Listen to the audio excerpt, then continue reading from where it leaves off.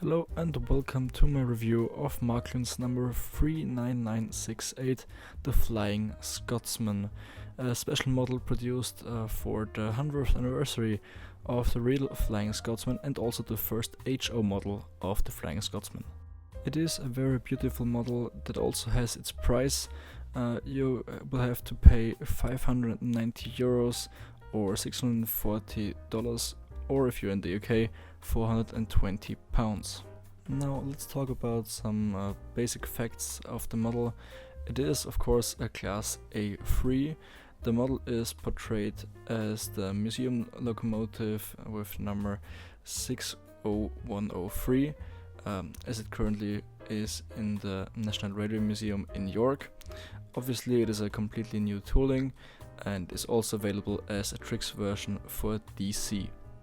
The model is fitted with an MFX Plus digital decoder for several sound functions, and it also has a high performance drive with a flywheel for smooth running, and 3 axles are powered. There also are traction tires on one axle, and the chassis and most of the body is made from metal. Now that you have all the general information, let's talk about the pros and the cons of this model. Starting off with the pros, the engine comes in a beautiful packaging that features the nameplate on the front and also some information on the back.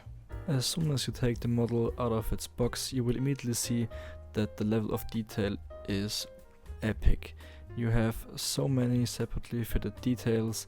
The cab detail is amazing, and also the smokebox door with the nameplate of the Flying Scotsman is really brilliant.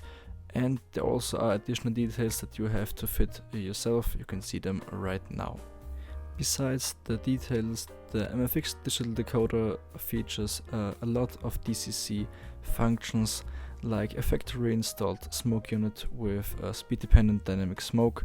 Overall very nice light functions, for example the flickering lights in the firebox or the corridor tender that is also fitted with a small LED. And also there are a lot of sound functions. My highlights would be the station announcements. You can have a talk between the driver and the fireman, and sounds for refilling coal, water or sand. Here is a small example of what it is like when the engine is running with sound and smoke.